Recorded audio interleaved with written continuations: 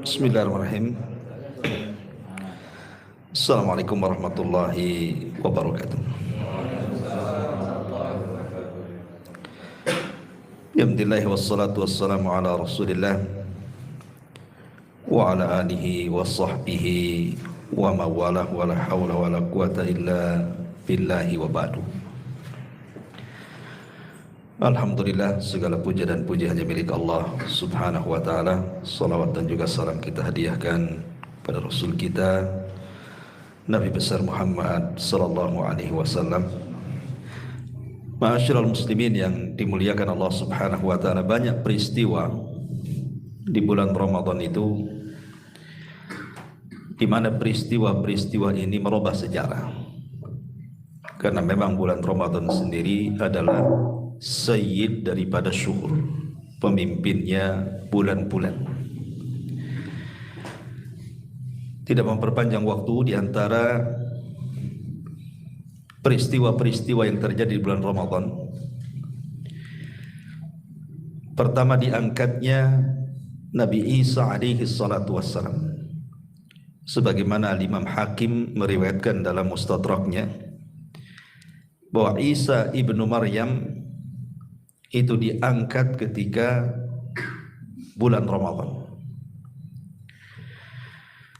Kemudian juga yang kedua, nuzulul wahyi, turunnya wahyu, dan juga Al-Quran kepada Nabi sallallahu alaihi wasallam itu tepat di bulan Ramadan.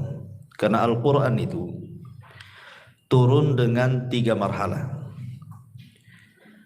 Marhalah yang pertama turun secara keseluruhan 30 juz dari Lauhil Mahfud ke langit pertama, Baitul Izzah.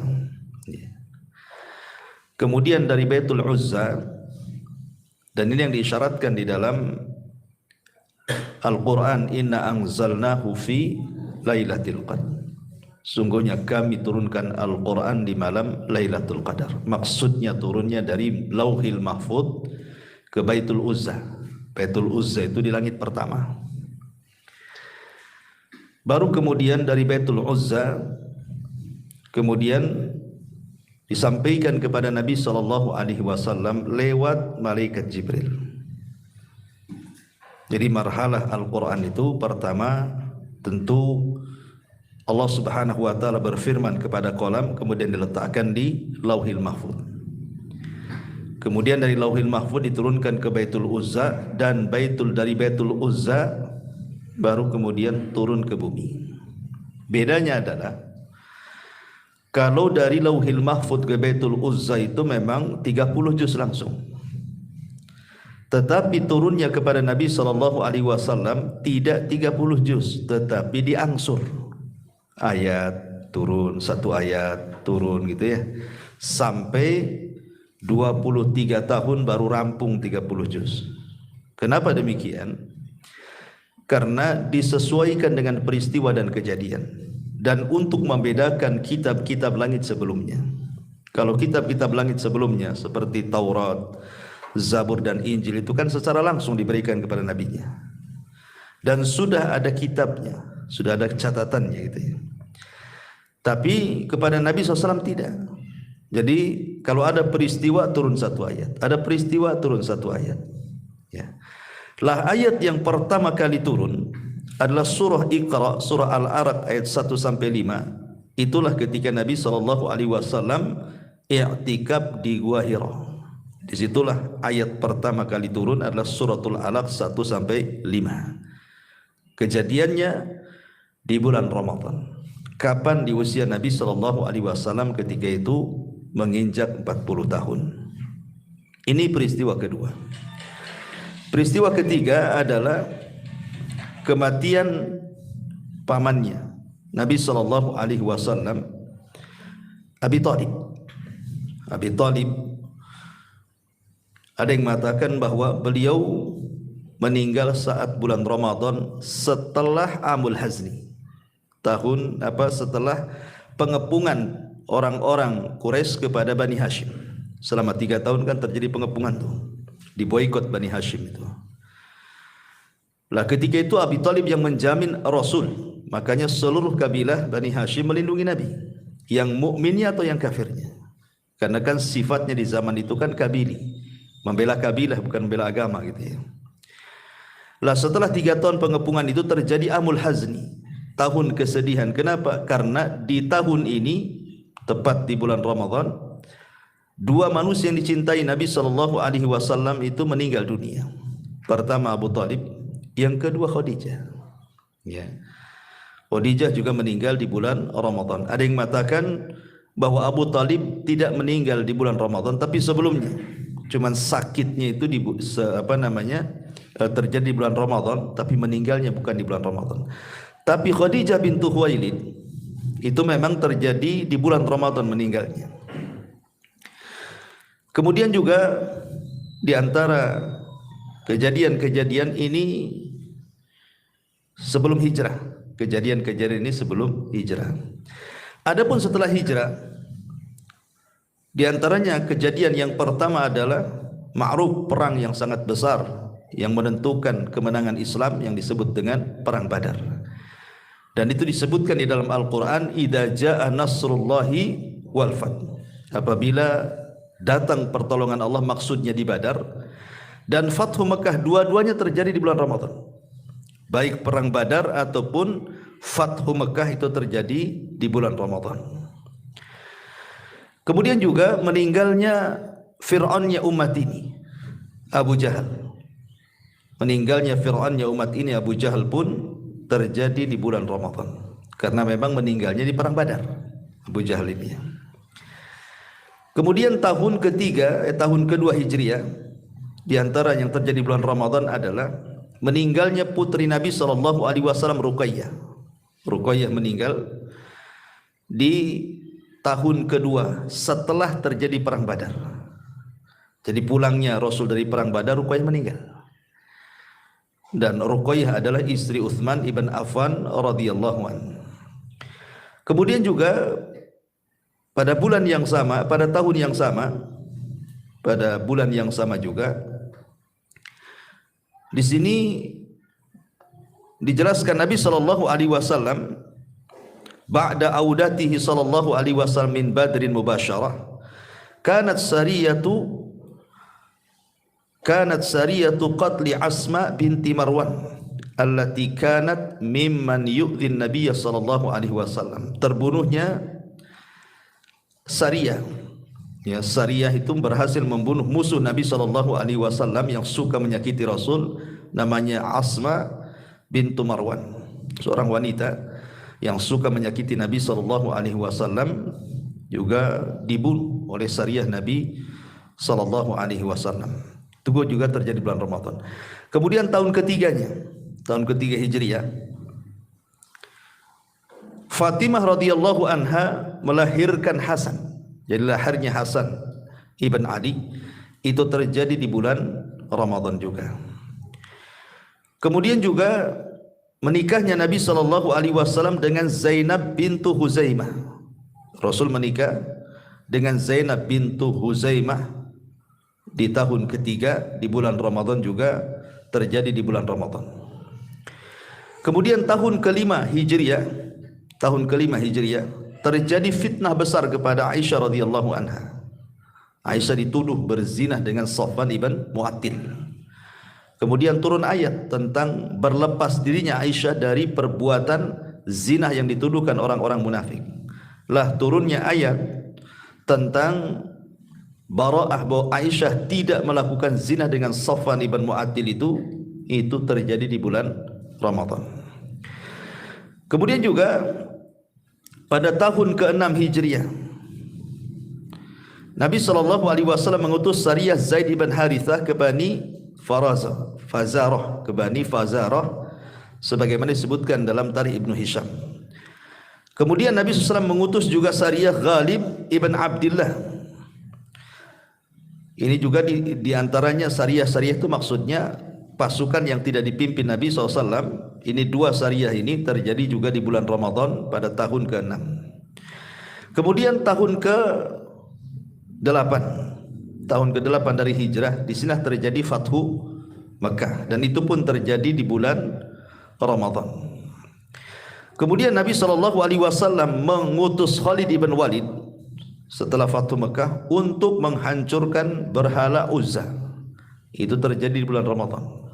Jadi Khalid ibn Walid ketika disuruh oleh Nabi SAW menghancurkan berhala, namanya berhala Uzza, itu terjadi di bulan Ramadan juga. Kemudian kembalinya Nabi SAW dari perang Tabuk, dan itu tahun ke-9 Hijriah. Ke-9 Hijriah ya.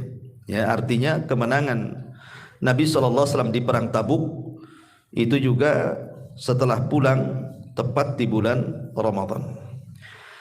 Dan begitu seterusnya. Ini diantara peristiwa-peristiwa besar, termasuk pensyariatan adzan. Itu juga di bulan Ramadan. Kemudian pembebasan Andalus itu juga terjadi di bulan Ramadan, termasuk juga pendirian Al-Azhar Mesir. Ya, ma'ruf ya, kuliah sana di Al-Azhar Kairo, itu juga terjadi di bulan Ramadan. Kemudian peperangan Hittin, kemudian pembebasan negeri Antakya, dan begitu seterusnya. Itu terjadi di bulan Ramadan. Ini dari sisi sejarahnya. Taib, saya kira tidak perlu diperpanjang si sejarah. Kita masuk pada pembahasan kita tentang menyongsong bulan Ramadan. Khawatu fiddin muliakan Allah Subhanahu wa taala. Di dalam Al-Qur'anul Karim ada ayat yang masyhur sekali. Kalau kita datang di bulan Ramadan mesti ayat ini dibaca. Saya kira antum hafal. Kalau antum tak hafal berarti tidak pernah menemui bulan Ramadan. Ya ayyuhalladzina amanu kutiba alaikumusiyam kama kutiba 'alal ladzina min qablikum la'allakum tattaqun. Wahai orang-orang yang beriman, ingat kalimat wahai orang-orang yang beriman, kata Abdullah bin Mas'ud radhiyallahu anhu. Panggilan wahai orang-orang yang beriman, ini bukan panggilan biasa, tapi ini panggilan kejutan. Karena biasanya setelah panggilan ya ayyuhalladzina amanu, boleh jadi Allah hendak memerintahkan sebuah perkara besar atau hendak melarang sebuah larangan besar. Dan inilah yang membedakan panggilan Mekah dengan panggilan Madinah. Kalau Nabi berdakwah di Mekah itu panggilannya ya ayyuhan nas. Di Quran kita sering mendapati ya ayyuhan nasu taqu rabbakumul ladzi khalaqakum min nafsin wahidah, kan itu. Banyak di Quran itu kalimat ya ayyuhan nas, wahai manusia. Kalimat wahai manusia dalam Al-Quran biasanya panggilan ini digunakan di Mekah. Periode Makkiyah namanya. Kenapa?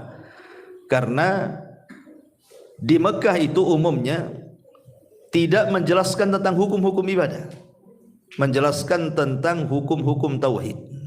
Makanya panggilannya umum, manusia, masuk mukmin, masuk kafir di situ. Tetapi panggilan orang-orang yang beriman khusus. Namanya aman, orang yang beriman. Berarti orang kafir enggak masuk di situ. Makanya panggilan orang-orang yang beriman ini biasanya kalau tidak larangan perintah, dan biasanya umumnya perintah tentang ibadah. Ya ayyuhalladzina amanu idza qumtum ilas shalah. Wahai orang-orang yang beriman, kalau kalian hendak salat, salat ibadah. Kan itu ya. Ya ayyuhalladzina amanu idza nudiya lis salati mi yaumil jum'ah. Apabila dikumandangkan hari Jumat, salat juga kan, hukum-hukum kan, ibadah. Termasuk di sini juga. Ya ayyuhalladzina amanu kutiba alaikumusiyam. Di sini ada perintah puasa. Berarti panggilan ya ayyuhalladzina amanu itu umumnya biasanya perintah soal ibadah, gitu ya. Atau hendak melarang sebuah dosa yang tidak boleh dilanggar oleh kaum muslimin. Di sini Allah mengatakan kalimat kutiba. Kenapa Allah Subhanahu wa taala tidak mengatakan umpamanya dengan kalimat wajib, wajaba? Kenapa mesti kutiba? Atau kenapa tidak wujiba, diwajibkan? Sama-sama artinya, wujiba juga diartikan, kutiba juga diartikan diwajibkan. Jadi sama-sama secara arti sama. Ulama tafsir mengatakan bahasa kutiba kenapa digunakan untuk puasa dan tidak digunakan kepada syariat solat umpamanya kan. Kalau solat kan menggunakan wajib gitu ya, tidak kalimat kutiba. Karena biasanya ibadah yang dimulai dengan kalimat kutiba itu berat dilakukan. Seperti contohnya kutiba alikumul qital, diwajibkan kepada kalian perang. Perang itu berat, ya kan? Tidak semua orang bisa perang kan? Kalau tidak berani nggak bisa dia. Kalau orang pengecut itu berani di awal, dengar bom sudah takut pengen balik dia. Karena perlu keberanian. Lah puasa juga sama. Puasa itu ibadah yang berat. Karena perlu kesabaran masalahnya. Kalau sholat itu 5 menit terampung selesai. Tergantung ayat yang antum baca kan. Makin cepat atau makin pendek ayatnya makin cepat sholatnya kan. Antum baca 3 kul sebentar aja tuh. Dibandingkan dengan lam yakunil gitu ya. Itu yang an-naba itu agak lama tuh. Apalagi Al-Baqarah ya. Sholat itu bisa disetting. Waktunya itu bisa disetting. Antum bisa dilamakan, bisa dicepatkan. Tapi puasa tidak bisa antum setting. Puasa itu sudah ada waktunya, ya terbit, mulai terbit fajar sampai tenggelam matahari. Nggak bisa antum setting jam itu. Saya percepatlah jamnya gitu ya, biar cepat jam 6 gitu kan. Atau dilobetkan atau dicepatkan jam, nggak bisa ya, karena sudah ditentukan waktunya. Dan itu berat puasa itu, karena banyak hal-hal yang harus dijauhi. Tidak boleh makan, tidak boleh minum, meninggalkan syahwat, macam-macam ya kan. Makanya bahasa Quran menggunakan kalimat kutiba, menunjukkan beratnya ibadah puasa. Kemudian Allah mengatakan kutiba alaikumusiyam kama kutiba alal ladzina min qablikum, sebagaimana diwajibkan kepada umat sebelum kalian. Artinya bahwa puasa itu bukan ibadah kepada umat Islam saja. Sebelum umat Islam sudah diwajibkan puasa. Bahkan rukun Islam itu diwajibkan kepada umat sebelum Islam. Sudah ada rukun Islam itu kepada sebelum Islam, baik syahadatnya, sholatnya, puasanya, zakatnya, hajinya, semua ada di umat-umat sebelum Islam, termasuk juga puasa. Cuman kan ada perbedaan tentu dari segi cara ya. Sebagaimana Rasul mengatakan bahwa perbedaan puasa kita dengan puasa ahli kitab itu dimakan sahur. Artinya kan mereka puasa, kita juga puasa, cuman bedanya dimakan sahur gitu saja. Kita ada makan sahur, mereka tak ada makan sahur. Makanya nanti saya akan jelaskan tentang fadilah sahur itu yang luar biasa. Kenapa umat Islam itu sampai disyariatkan sahur? Salah satunya untuk menyelisihi orang-orang ahli kitab. Ya. Kutiba alaikumusiyam kama kutiba alal ladzina min qablikum la'allakum tattaqun. Tujuan puasa itu Allah Subhanahu wa taala akhiri dengan kalimat takwa. Allah tidak mengatakan kenapa kalian puasa supaya kalian lapar, tidak. Supaya kalian haus, tidak juga. Supaya kalian merasakan orang-orang susah itu tidak makan, tidak minum, tidak juga. Tapi Allah akhiri dengan kalimat takwa. Supaya kalian takwa. Takwa itu di mana? Takwa itu di hati. Kata Rasulullah SAW, at-taqwa hahuna. Takwa itu di sini. Kemudian wa yushiru ila sadri, dia mengisyaratkan ke jantungnya. Di sinilah takwa. Berarti dari sini bahwa puasa itu bukan hanya sekedar mempuasakan badan, tapi ada yang lebih daripada itu, puasa hati. Ya, karena kalimatnya takwa di sini, dan takwa itu di hati. Berarti puasa itu ada dua macam. Ada puasa hati, ada puasa badan. Dan puasa hati itu jauh lebih mulia dibandingkan puasa badan. Puasa hati itu jauh lebih mulia dibandingkan puasa badan, karena yang menentukan pahala dan tidaknya puasa badan itu adalah puasa hati. Makanya orang yang sedang berpuasa, kata Rasul, kemudian ada orang yang mengajak bertengkar, apa kata Rasul? Tinggalkan, katakan kepada dia, ini mru'un shaim, maaf saya puasa. Ya kan? Supaya menjaga hatinya di sini. Jangan dilayan gitu ya. Tapi titik sampai di sini, jangan dikasih koma. Nanti habis buka. Jangan. Itu masalah itu ya. Di sini ikhwatul fillah muliakan Allah Azza wa Jalla. Pertanyaan, kenapa puasa itu membuahkan takwa?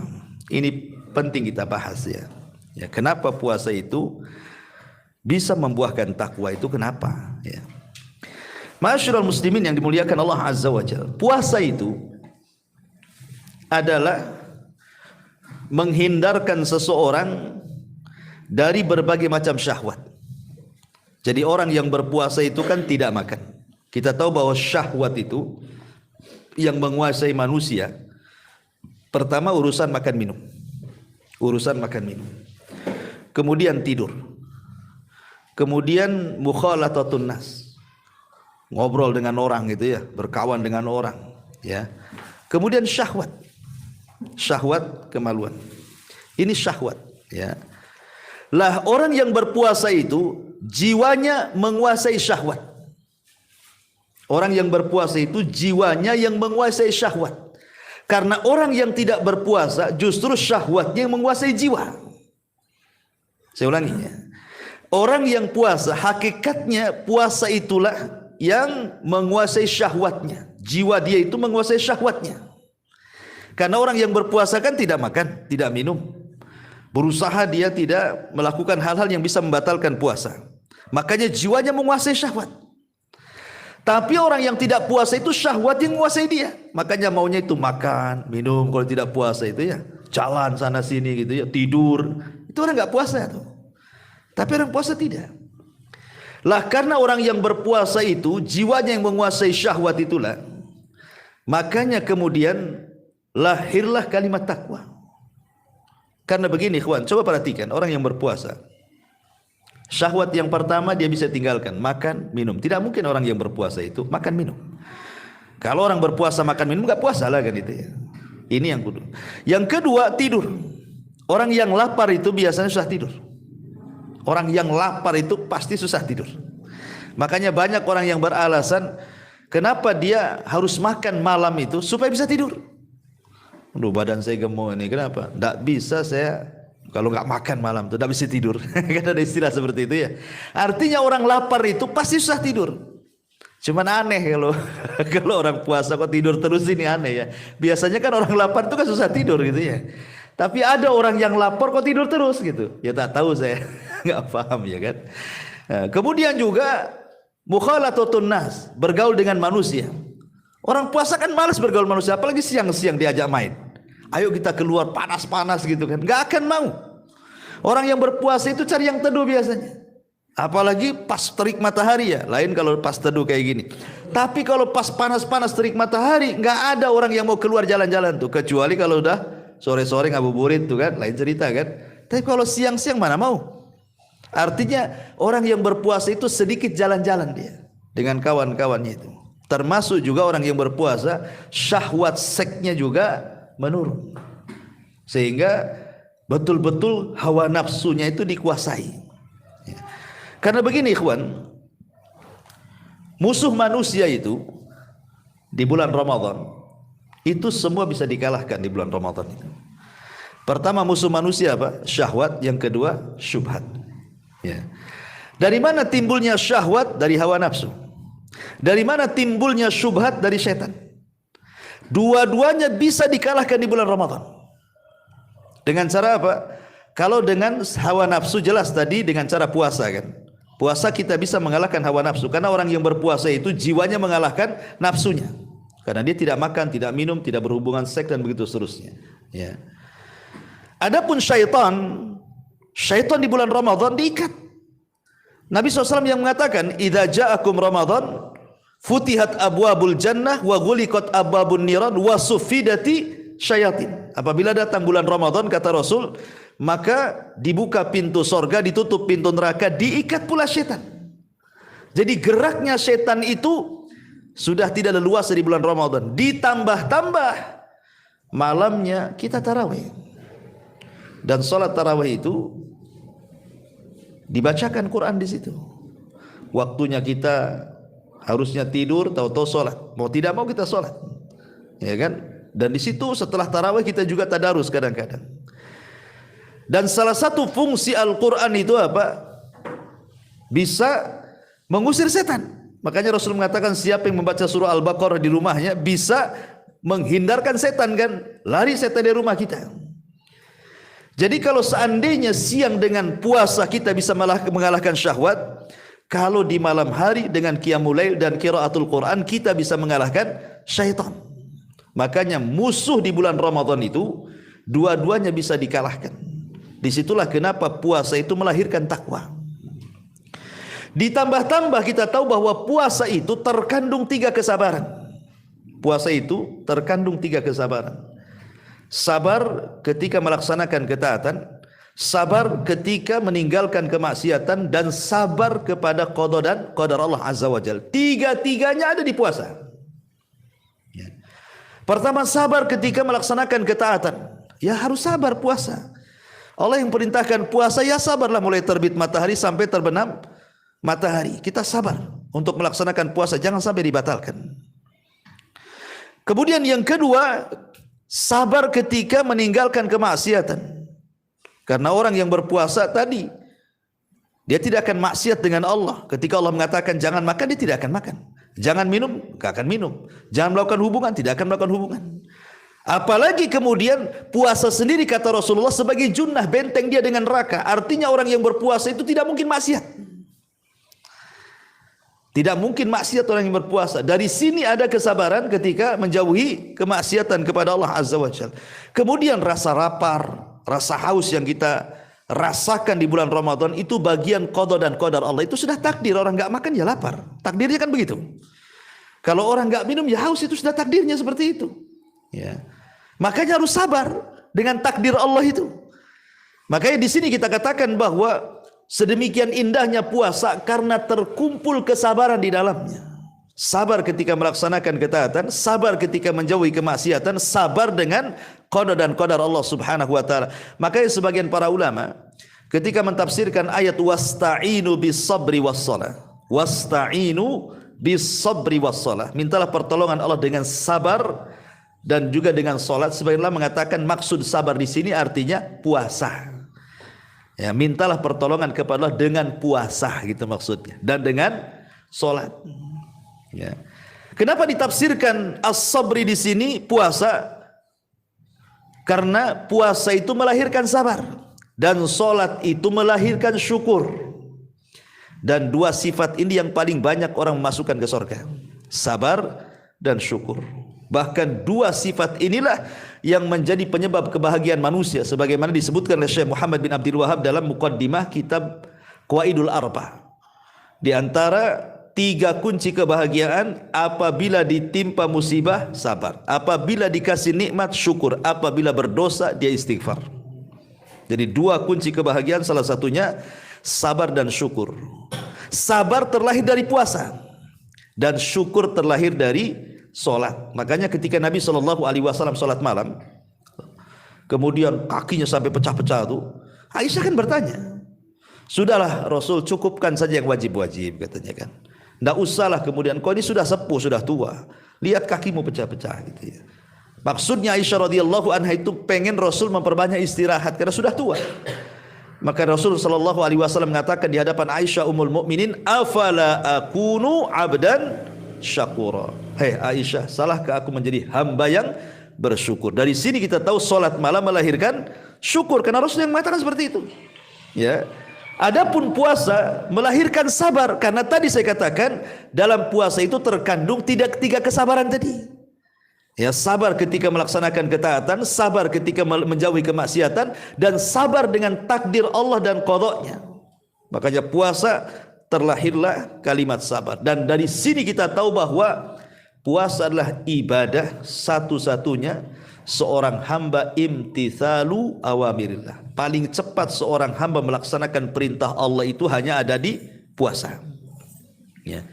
Ditambah-tambah puasa ini adalah satu-satunya ibadah dari ibadah-ibadah yang lain yang memungkinkan ikhlas. Kalau solat kan nampak gerakannya, solat kan nampak takbiratul ihramnya, nampak kan, rukunya nampak, bacaan Qur'annya kedengaran, keindahan baca Qur'annya pun terdengar. Dari takbir sampai salam nampak solat itu. Zakat nenteng harta nampak. Haji apalagi sebelum haji sudah kenduri, makin nampak lagi kan gitu ya. Karena ada kendurinya biasanya ya. Belum lagi nanti di pesawat selfie lagi. Nanti sampai di Jeddah selfie lagi. Lempar jumroh minta diselfiekan sambil lempar gitu ya. Jadi nampak, tapi puasa kalau tidak bicara Anda sedang berpuasa, orang tidak tahu. Pamannya puasa Senin Kamis nih. Hari Senin atau hari Kamis. Antum berdua, yang satu puasa, yang satu tidak. Kalau yang satu tidak ngomong saya sedang berpuasa, tidak tahu kawan sedang berpuasa. Dari mana tahunya bahwa dia sedang berpuasa? Oh Ustadz, karena banyak meludah. Bisa saja sariawan, ya kan? Oh mungkin itu agak pucat, ya mungkin lagi sakit. Nggak bisa. Apa tanda-tanda orang puasa coba apa? Nggak ada. Lah karena tidak ada tanda-tanda orang yang berpuasa menunjukkan satu-satunya ibadah yang paling ikhlas itu ibadah puasa. Asal jangan ngomong saja. Kalau sudah ngomong ya lain ceritanya. Ya, Afwan saya puasa itu udah tahu orang. Tapi kalau kita diam saja mana ada yang tahu? Nggak ada yang tahu. Sampai ada seorang ulama tuh. Dia 40 tahun puasa, keluarganya nggak tahu. Dia kerja di pasar ulama ini. Jadi kalau dia pagi keluarganya membuatkan sarapan, tidak dimakan di rumah, alasannya dimakan di pasar. Kemudian sampai di pasar di tengah jalan dia sedekahkan tuh makanannya. Kemudian dia pulang sore waktu maghrib barulah dia makan. Selama 40 tahun keluarganya nggak tahu kalau dia puasa. Coba bayangkan. Ya, karena puasa itu satu-satu ibadah yang memungkinkan orang itu untuk ikhlas gitu maksudnya. Makanya kenapa kemudian puasa ini melahirkan ketakwaan tadi. Melahirkan ketakwaan karena yang memungkinkan tadi karena ada keikhlasan. Ya. Ini diantara bicara tentang puasa. Ya. Taib ma'asyiral muslimin yang dimuliakan Allah Azza wa Jalla. Adapun keistimewaan puasa itu sendiri dijelaskan di beberapa riwayat. Pertama, hadits qudsi yang dikeluarkan Imam Bukhari, Nabi SAW mengatakan as-saumu li wa ana azzibihi. Puasa itu untukku dan aku yang akan membalasnya. Saya kasih gambaran begini. Kenapa puasa itu disembunyikan pahalanya? Sampai-sampai Rasul mengatakan puasa itu milikku. Kalau yang lain milik kalian, solat milik kalian, puasa milik kalian. Karena nominalnya sudah jelas pahalanya. Karena ada pahala itu yang satu pahala 10 kali lipat pahalanya. Ada yang satu amalan itu dapat 10 pahala. Ada yang satu amalan dapat 700 kali lipat pahala, gitu ya. Kan banyak, ada yang sampai 20 pahala, macam-macam lah. Jadi rata-rata ibadah itu nominal pahalanya sudah ditentukan oleh Allah. Kecuali puasa, kata Rasul. Puasa itu tidak ada penentuan nominalnya. Berapa-berapanya kita tidak tahu puasa itu. Hanya Allah yang tahu. Lah karena puasa itu hanya Allah yang tahu, berarti menunjukkan besarnya pahala orang yang berpuasa. Dari mana kita tahu besarnya pahala yang berpuasa? Karena inti daripada ibadah puasa itu sabar. Dan Allah mengatakan dalam Al-Quran, innama yuwaffas sabiruna ajrahum bighairi hisab. Allah cukupkan pahala orang yang sabar itu tanpa batas. Artinya puasa, pahala orang yang berpuasa itu tanpa batas. Saya logikan begini. Nanti pada hari kiamat, ketika manusia berhasil melintasi titian siratal mustaqim. Manusia ini sudah melewati titian siratal mustaqim. Kan tidak ada yang melintasi seperti kilat atau sudah sampai di ujung gitu ya. Ada yang seperti kuda balap, ada yang seperti lari kencang, macam-macam. Ada yang jatuh ke jahanam gitu. Tetapi di ujung titian itu, di situ ada namanya kontoro. Kontoro itu padang yang sangat luas sekali. Disitulah manusia terhenti. Padahal depannya pintu sorga. Disitulah terjadi yang disebut dengan muflis, kebangkrutan umat Islam. Kenapa? Karena di satu sisi membawa pahala, di sisi lain membawa dosa. Di situ terjadi barter pahala dan dosa. Dulu kau mendolimi saya. Mana pahalamu? Akhirnya diambil pahalanya. Ketika sudah tidak ada pahala lagi, datang juga orang yang mendoliminya dan mengatakan, mana pahalamu? Kau juga mendolimi aku. Kata dia, aku tidak punya pahala lagi. Sudah habis. Oke, nggak apa-apa. Aku punya dosa, ambil dosaku kepadamu. Ini kan bangkrut namanya kan. Sudah habis pahalanya, nanggung pula dosa orang. Kalau dalam bahasa berbisnis itu modalnya habis, utang pula numpuk gitu maksudnya. Ya. Maka orang seperti ini sebenarnya harusnya sudah nggak ada lagi pahala yang diperjuangkan untuk masuk ke dalam surga. Otomatis dia harus balik lagi kan ke jahanam.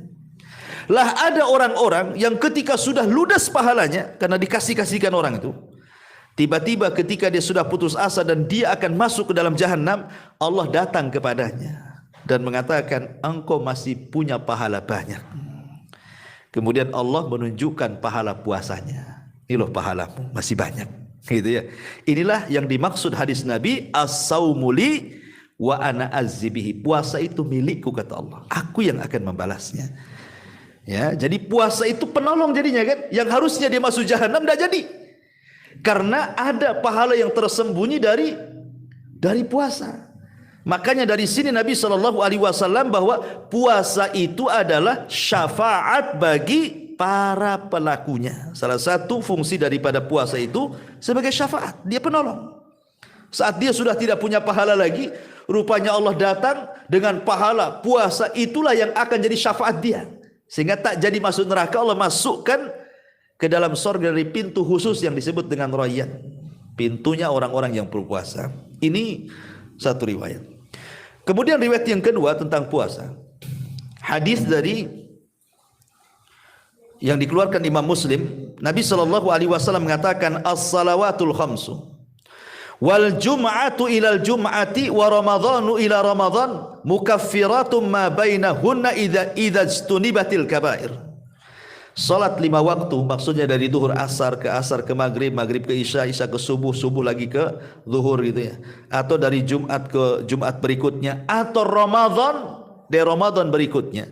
Jadi kalau Ramadan tahun kemarin betul-betul kita berpuasa, kemudian Ramadan tahun ini kita pun betul-betul puasa, ini 1 tahun antara 2 Ramadan ini, maka ini bisa menggugurkan dosa-dosa kita selama kita berusaha menjauhi dosa besar. Selama kita masih berusaha menjauhi dosa besar. Dari sini kita tahu bahwa kebanyakan amalan bulan Ramadan, kebanyakan ya, hampir amalan-amalan pokok di bulan Ramadan itu intinya menggugurkan dosa. Sebutkan amalan inti Ramadan, puasa, taraweh, gitu kan, malam Lailatul Qadar. Kan ini inti daripada Ramadan kan, puasa, taraweh, Lailatul Qadar. Ya. Nabi SAW mengatakan di 3 riwayat, man soma Ramadhanan, wa fi riwayatin man qama Ramadhanan, wa fi riwayatin man qama Lailatul Qadrin imanan wahtisaban ghufira lahu ma taqaddama min dhanbi. Barang siapa yang berpuasa di bulan Ramadan, dalam riwayat barang siapa yang sholat tarawih di bulan Ramadan, barang siapa yang dalam riwayat menghidupkan malam Lailatul Qadar, penuh iman dan mengharap pahala Allah, maka Allah akan ampuni dosa-dosanya. Makanya kenapa Ramadan disebut Ramadan? Ramadan itu diambil dari 3 huruf, ra mim dot. Ramadan, ya. Dan Ramadan itu diambil dari ra mim dot, ramdo. Ramdo itu artinya membakar. Ramadan itu artinya pembakaran, ya. Apa yang dibakar? Selain memang Ramadan itu kan musim panas kalau di sana. Kalau di sana kan Ramadan musim panas gitu ya. Yang dimaksud Ramadan secara istilah artinya karena dia membakar dosa-dosa anak Adam. Jadi disebut Ramadan itu karena bulan itu bulan pembakaran dosa. Kenapa disebut pembakaran dosa? Karena ibadah-ibadah vital di bulan Ramadan itu semua manfaatnya menggugurkan dosa. Seperti tadi yang riwayat yang saya sebutkan kan, siapa yang berpuasa, siapa yang sholat malam, siapa yang menghidupkan Lailatul Qadar, penuh iman dan mengharap pahala Allah, Allah ampuni dosa-dosanya.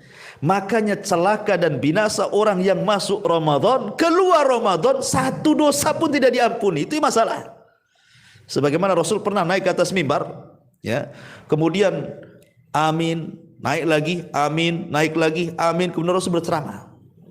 Kemudian turun dari mimbar setelah berceramah, sahabat kemudian heran dengan aminnya Rasul ketika di awal naik mimbar. Sahabat mengatakan, alama amanta ya Rasulullah. Rasul kok tadi mengaminkan apa gitu ya? Kami tak dengar doa. Asik kok amin, amin, amin. Amin kan harus doa kan gitu. Amin berarti ada doa yang dibaca Nabi. Sahabat tak dengar. Makanya sahabat mengatakan, Rasul kok doa apa tadi? Kok naik atas mimbar kok amin 3 kali? Maka Rasul menjelaskan, adapun tadi Jibril datang kepadaku saat aku naik mimbar, dia minta diaminkan doanya, ku aminkan. Salah satunya Jibril meminta diaminkan doanya adalah ragima anfu rajulin adraka Ramadan falam yughfar lahu min dunubi.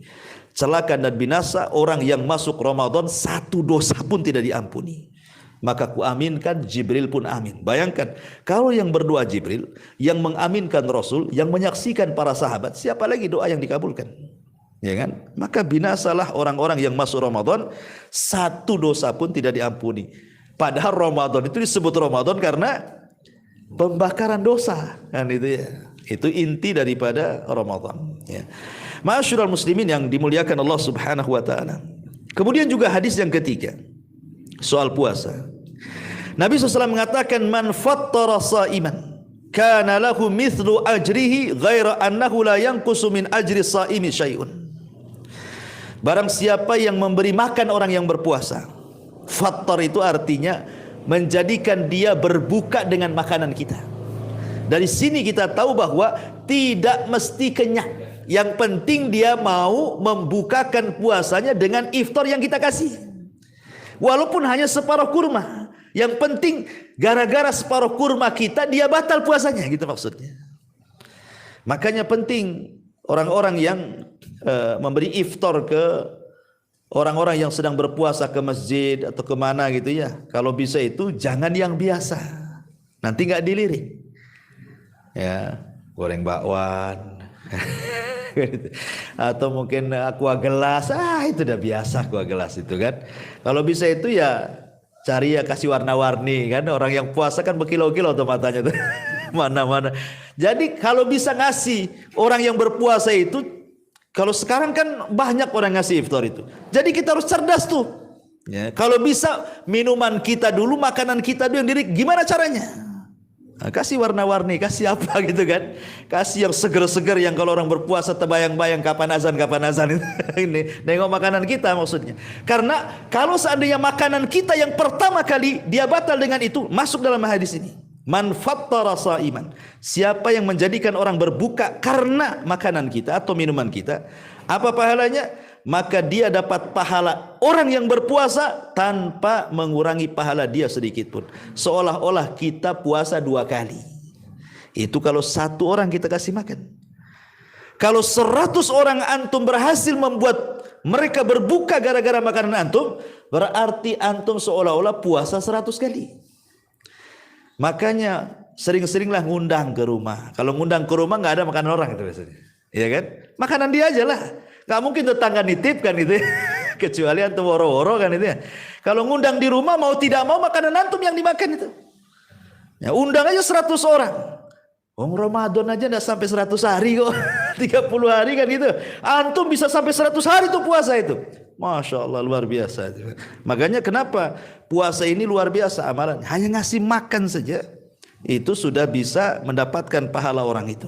Ini juga di antara keutamanya. Kemudian juga hadis berikutnya tentang puasa.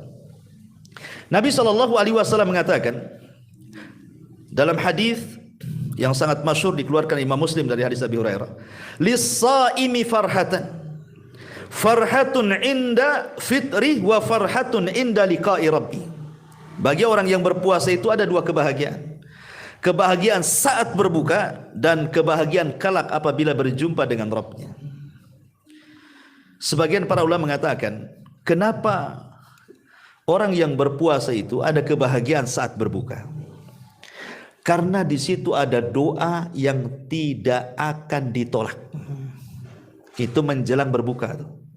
Kira-kira mungkin ya 10 menit atau 5 menit menjelang berbuka.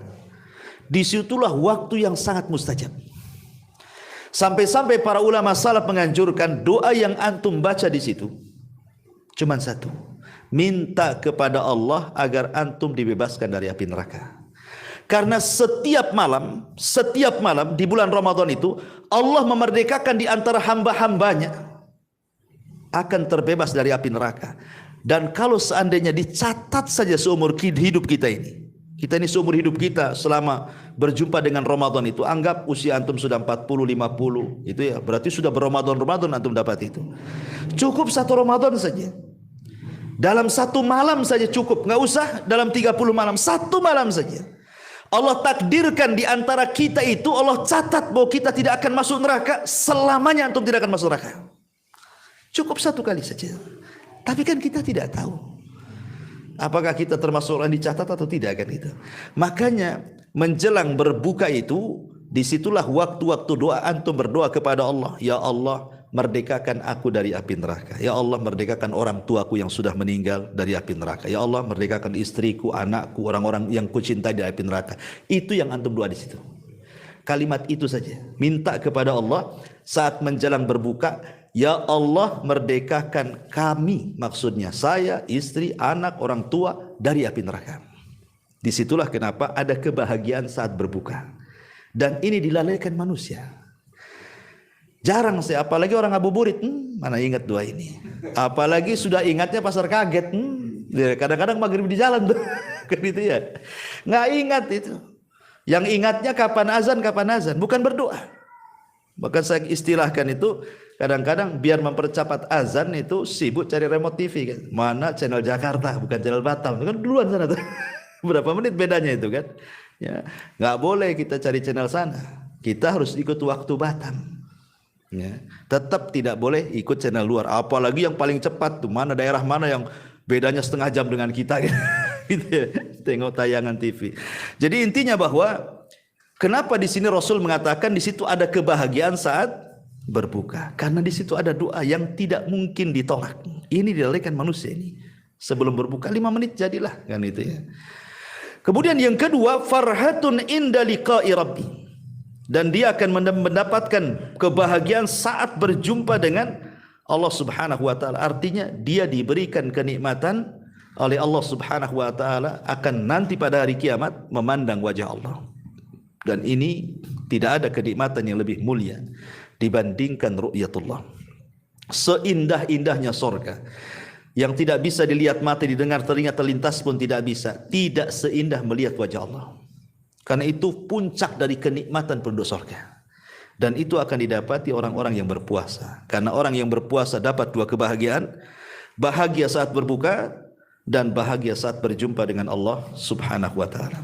Baik, kemudian hadis berikutnya, hadis yang dikeluarkan Imam Bukhari dari Nabi sallallahu alaihi wasallam, inna fil jannati baban yuqalu lahu rayyan yadkhulu minhu as-sa'imuna yaumal qiyamah la yadkhulu minhu ahadun ghairuhum yuqalu aina as-sa'imun fayakumuna la yadkhulu minhu ahadun ghairuhum fa idza dakhulu ughliqa falam yadkhul minhu ahad. Dari Nabi SAW, di sorga itu kan, sorga itu kan memiliki 8 pintu ya, beda dengan neraka. Kalau neraka itu 7 pintu, kalau sorga itu 8 pintu. Kenapa dilebihkan 1? Kenapa tidak sama? Ya, neraka dibuat 8 juga gitu ya. Ini enggak, neraka 7 pintu. Surga 8 pintu. Dilebihkan 1 itu maksudnya untuk menunjukkan bahwa rahmat Allah lebih luas dibandingkan murkanya. Bahwa rahmat Allah itu jauh lebih luas dibandingkan kemurkaannya. Sampai ke pintu neraka saja disedikitkan dibandingkan pintu surga.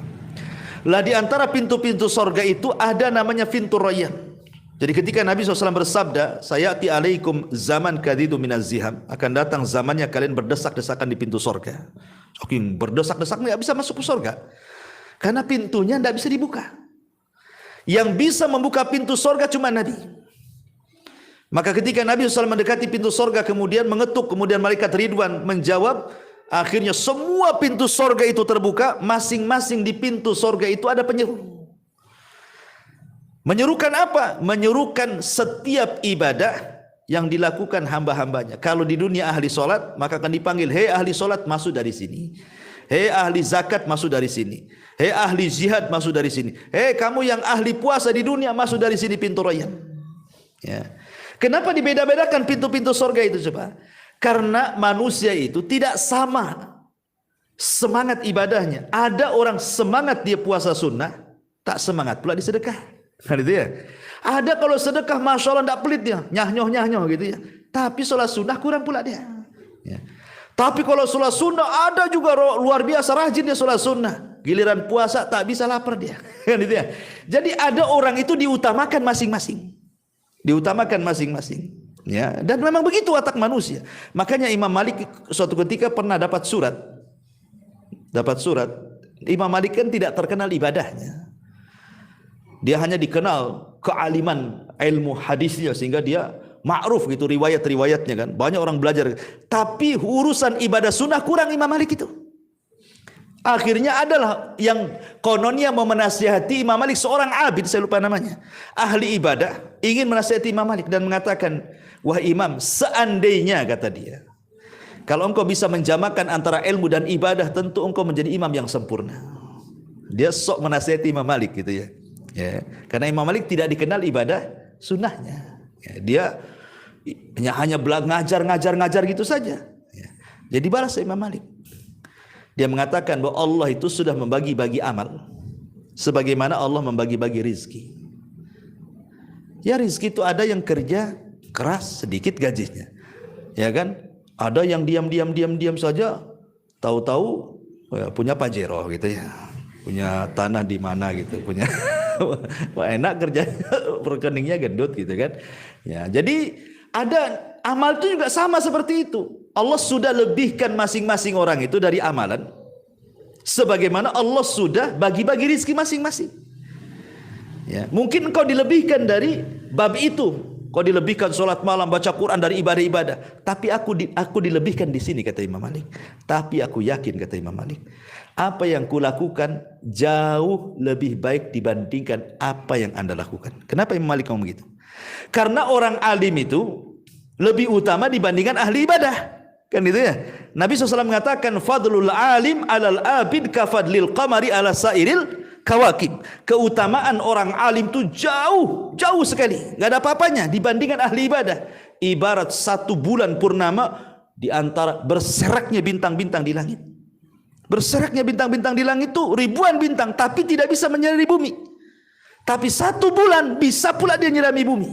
Nah, itulah makanya Imam Malik ingin menasihati, ya. Orang itu sudah diberikan masing-masing kemampuan. Mungkin engkau disitulah ahlinya, aku di sini, kata Imam Malik gitu ya. Tapi aku yakin apa yang aku lakukan jauh lebih baik. Tapi aku tidak akan mencela kamu. Dan kita masing-masing meminta kepada Allah agar sama-sama mendapatkan ridhonya. Dari sini kita tidak boleh meremehkan ibadah orang. Pemanya saya lagi ngisi hari Kamis gitu ya. Jamaahnya lagi puasa Kamis. Saya pula tak puasa. Haus lagi ceramah kan, ambil minum, di belakangnya letup, Ustadz gue nggak puasa Kamis kan, kayak gitu ya. Nggak tahu bahwa saya berceramah itu lebih mulia daripada antum puasa Senin Kamis. Itu maksudnya. Itulah perkataan Imam Malik begitu ya. Karena orang alim itu ketika mengajarkan ilmunya manfaat untuk dirinya dan orang lain. Lah antum puasa itu hanya untuk antum saja kan manfaatnya. Apa untuk orang lain? Tidak, manfaatnya untuk antum saja. Makanya ada kaidah para ulama, ibadah yang sifatnya mutaaddi bermanfaat untuk orang lain itu jauh lebih baik dibandingkan ibadah yang manfaatnya kembali kepada diri sendiri. Ya, itu kesimpulannya. Maka jangan pernah meremehkan ibadah orang. Intinya seperti itu. Baik, ya. Kita kembali di sini. Jadi di sorga itu ada pintu-pintu sorga. Lah ada namanya pintu Rayyan. Seluruh orang-orang puasa pada hari kiamat masuk dari pintu itu. Dan apabila semua ahli-ahli puasa masuk dari pintu itu, maka pintu akan ditutup dan tidak akan dibuka selamanya, kecuali orang-orang yang berpuasa. Ini keutamaan bahwa ibadah puasa ibadah mulia sampai ada pintu disendirikan untuk orang-orang yang berpuasa. Kemudian hadis berikutnya, Nabi SAW juga mengatakan, idza qatala ahadun, apabila seseorang hendak mengajak bertengkar, ya ngajak macam-macam dengan kita ya. Kata Rasul, falyakul inimruun shaim, katakan oleh kalian, maaf saya lagi puasa. Maaf saya lagi puasa. Ini adab ya. Siapapun kalau lagi puasa, makanya ini bahayanya medsos di bulan Ramadan ini kan. Kadang-kadang kita baca grup ngomong apa tersinggung pula kita di situ ya. Nah, maka kalau kita umpamanya SMS ada hal-hal yang ya mungkin menyakitkan hati, balas saja saya puasa, dah antum blokir dulu. Maaf selama Ramadan saya blokir Anda katanya. Kan enak gitu ya. Ya. Supaya hati kita terjaga, karena bagaimanapun inti dari puasa itu saya katakan puasa hati. Puasa hati. Percuma orang itu menahan lapar, menahan dahaga, tapi kalau seandainya hatinya tidak bisa dijaga, karena hati itulah yang menggerakkan badan. Kalau kata hati jangan memandang yang haram, mata akan nunduk kepada hati. Ya, saya tidak akan memandang yang haram. Kalau kata hati telinga jangan mendengar yang haram, telinga pun akan nurut. Ya, saya tidak akan mendengar yang haram. Kalau kata hati kaki jangan melangkah ke tempat yang haram, dia tidak akan melangkah. Jadi yang menentukan maksiat-maksiat di bulan Ramadan itu adalah hati. Dari sini ya kata para ulama, ketika Nabi SAW mengatakan Betapa banyak orang-orang yang berpuasa itu, kata Rasulullah SAW, kam min sa'imin laisa lahul jaza illal ju'i wal atas. Berapa banyak orang yang berpuasa itu tidak diganjar, sama sekali tidak dapat pahala. Dia hanya merasakan lapar dan dahaga saja. Kenapa? Karena yang berpuasa hanya badannya saja. Ya. Kenapa Rasul sampai ngomong begitu itu?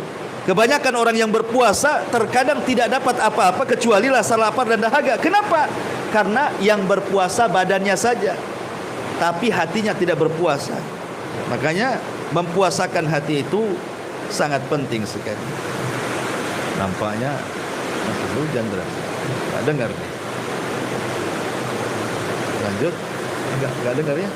Terus aja ya. Iya. Ya, insyaallah kita lanjutkan minggu depan karena pembahasan juga masih lama ya. Ini baru cerita puasa saja ya. Ramadan itu kan banyak amalan-amalan. Insyaallah kita lanjutkan minggu depan karena kondisi hujan juga agak dengar. Mudah-mudahan manfaatnya. Subhanallah bihamdika asyhadu an la ilaha illa anta astaghfiruka wa atubu ilaik. Wallahu ta'ala. Assalamualaikum warahmatullahi wabarakatuh.